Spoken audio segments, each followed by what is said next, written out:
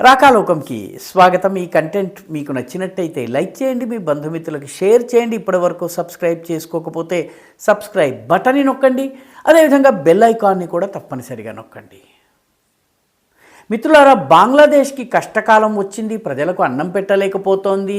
Textile పరిశ్రమ, వస్త్ర పరిశ్రమ పూర్తిగా కుదేలైపోయింది, విద్యుత్ సరఫరా లేదు. కానీ ది ఎకనామిస్ట్ అనే సుప్రసిద్ధ పాశ్చాత్య పత్రిక మాత్రము the country of the year అవార్డును బంగ్లాదేశ్కి ఇచ్చింది. బంగ్లాదేశ్లో అద్భుతమైనటువంటి మార్పు వచ్చింది. ప్రజల తిరుగుబాటు ద్వారా, ప్రజా పోరాటం ద్వారా కొత్త ప్రభుత్వం ఏర్పాటైంది.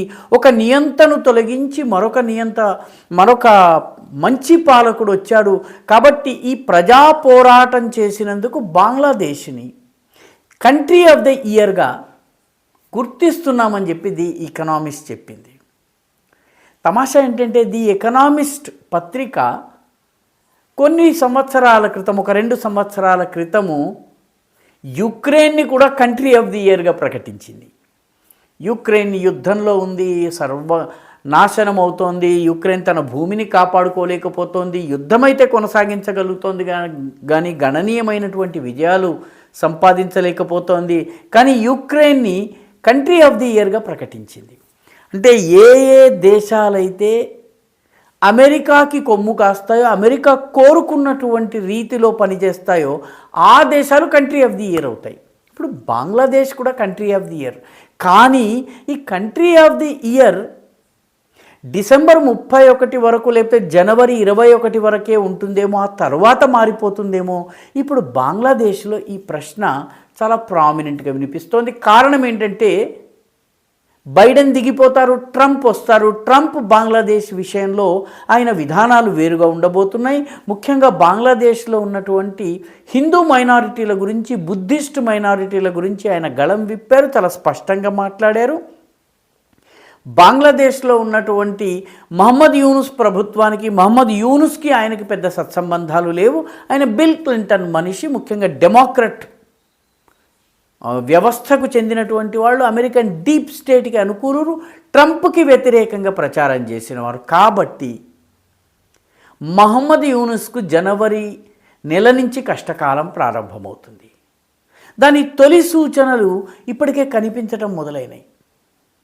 అంటే కంట్రీ ఆఫ్ ది ఇయర్ అవార్డుని పొందిన తర్వాత నెక్స్ట్ ఇయర్కి అసలు సోదిలో లేకుండా, లెక్కలో లేకుండా బంగ్లాదేశ్ ఉండిపోయే పరిస్థితి ఉంది. మహమ్మద్ యూనుస్ పరిపాలన కూడా ఎంతకాలం ఉంటుందో తెలియనటువంటి పరిస్థితి. షేక్ హసీనా మళ్ళీ తన నెట్వర్క్ మొత్తాన్ని యాక్టివేట్ చేస్తున్నారు. బంగ్లాదేశ్లో ఇప్పటికీ ఆమెకి చాలా గట్టి మద్దతుదారులు ఉన్నారు, ఓటర్లు ఆమె వైపు ఉన్నారు. హిందూ మైనారిటీలు, బుద్ధిస్ట్ మైనారిటీలు ఆమెతో ఉన్నారు. కాబట్టి చాలా ప్రాంతాల్లో ఆమె ఇప్పటికీ బలంగా ఉంది. షేక్ హసీనా నెమ్మదిగా బంగ్లాదేశ్కి సంబంధించిన అంశాలపైన ప్రకటనలు జారీ చేయటం మొదలుపెట్టారు. దీంతో బంగ్లాదేశ్లో ఆమె మద్దతుదారులందరూ రీగ్రూప్ కావడం మొదలైంది. నెమ్మదిగా వాళ్ళు ప్రజా ఉద్యమాలు స్టార్ట్ చేసే పరిస్థితి వచ్చింది. అందుకే ఆమెను తమకు అప్పగించమని చెప్పి మహమ్మద్ యూనుస్ ప్రభుత్వం భారతదేశాన్ని కోరింది. ప్రస్తుతం ఆమె మన దేశంలో ఉన్నారు. అయితే భారత ప్రభుత్వం జనవరి 21 వరకు వేచి చూస్తోంది. ఎందుకంటే జనవరి 21 తర్వాత మొత్తం లెక్కలు మారిపోతాయి. ట్రంప్ వచ్చిన తర్వాత అసలు యూనుస్ ఉంటాడో లేదో అన్నది స్పష్టంగా లేనటువంటి పరిస్థితి. కాబట్టి భారతదేశము బంగ్లాదేశ్ని ఆర్థిక దిగ్బంధనం చేస్తోంది. ఆర్థికంగా ఆ దేశాన్ని అన్ని రకాలుగాను, మాల్దీవ్స్ని ఏ రకంగానైతే, నేపాల్ని ఏ రకంగానైతే దారికి తెచ్చుకున్నారో ఆ రకంగా బంగ్లాదేశ్ని కూడాను ఆర్థికంగా దిగ్బంధనం చేస్తున్నది. దీనితోటి మహమ్మద్ యూనుస్ ప్రభుత్వానికి ఇబ్బందులు పెరిగాయి. ఇవన్నీ చాలవన్నట్టు వాళ్ళ దక్షిణ సరిహద్దు ఏదైతే ఉందో 20% ఆఫ్ ద ల్యాండ్ని కట్ ఆఫ్ చేస్తూ అరకాన్ ఆర్మీ ఇప్పటికే చిటగాంగ్ హిల్ ట్రాక్ ప్రాంతానికి చాలా దగ్గరగా వచ్చేసింది. టేక్నాఫ్ అనేటటువంటి పట్టణాన్ని కూడా టేక్ ఓవర్ చేసింది. ఆ తరువాత అనేక బంగ్లాదేశీ స్మగ్లింగ్ పడవలపైన దాడులు ప్రారంభమైనాయి. కొద్ది రోజుల క్రితమే బంగ్లాదేశ్లో మరొక ఆసక్తికరమైనటువంటి, చాలా ముఖ్యమైనటువంటి సంఘటన జరిగింది. సముద్రంలో వెళుతున్నటువంటి ఒక కార్గో షిప్ పైన కొందరు వ్యక్తులు దాడి చేశారు. దాడి చేసి అందులో ఉన్నటువంటి 8 మందిలో 7గురిని చంపారు. 8వ వ్యక్తి మాట్లాడలేని స్థితిలో ఉన్నారు. అతను షాక్లో ఉన్నారు. అతను ఏమీ చెప్పలేని పరిస్థితిలో ఉన్నారు.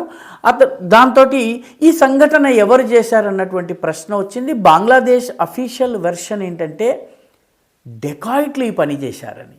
డెకాయిట్లు ఈ పని చేస్తే బియ్యాన్ని ఎత్తుకుపోవాలి, దానిలో ఉన్నటువంటి సరుకులను ఎత్తుకుపోవాలి, సరుకులకు ఏమీ కాలేదు. కానీ ఈ వ్యక్తులు మాత్రం ఒకడు తప్ప మిగతా అందరూ ఖతమైపోయారు. దీని వెనక ఎవరున్నారు? ఈ 7గురు వ్యక్తులు బంగ్లాదేశ్లోని నేర సామ్రాజ్యానికి చెందినటువంటి కీలక వ్యక్తులు. యాంటీ ఇండియా ఆపరేషన్స్లో పాల్గొన్నటువంటి చరిత్ర ఉంది వీళ్ళకి. భారత వ్యతిరేక కార్యకలాపాలలో నాయకత్వం వహిస్తున్న చరిత్ర ఉంది. వీళ్లను కూడా పాకిస్తాన్లో లాగా అజ్ఞాత వ్యక్తులు ఎవరైనా హతం చేశారా? ఇప్పుడు ఈ సందేహం తలెత్తుతోంది. కానీ అఫీషియల్ వెర్షన్ ప్రకారం మాత్రము ఇదంతా దుండగుల పని, దోపిడీదారుల పని. మరి ఏదీ దోపిడీ చేయకుండా ఎందుకు హత్యలు జరిగినాయి? కాబట్టి ఇండియన్ ఆపరేషన్స్, అజ్ఞాత వ్యక్తులు భారతీయులని పాకిస్తాన్ ఆరోపిస్తూ వచ్చింది, కెనడా ఆరోపిస్తూ వచ్చింది. ఆ రకంగా బంగ్లాదేశ్లో కూడా ఏమన్నా జరుగుతోందా? ఇప్పటివరకు అఫీషియల్గా బంగ్లాదేశ్ ఇది అన్నోన్ మెన్ చేశారు అని చెప్పడం లేదు. ఎవరో దోపిడీదారులు, దొంగలు చేశారని అంటోంది. ఇటువంటి సంఘటనలు కనుక ఇంకా జరిగినట్టయితే పాకిస్తాన్ అజ్ఞాత వ్యక్తులు బంగ్లాదేశ్లో ప్రవేశించారా అన్నటువంటి అనుమానాలు కలగక మానవు. మొత్తం మీద యూనుస్కి కష్టకాలం మొదలైంది. ఈ వీడియో మీకు నచ్చినట్టయితే లైక్ చేయండి, షేర్ చేయండి, ఈ ఛానల్కు సబ్స్క్రైబ్ చేయండి. మీ అభిప్రాయాన్ని కమెంట్ల రూపంలో తప్పనిసరిగా పంపించండి.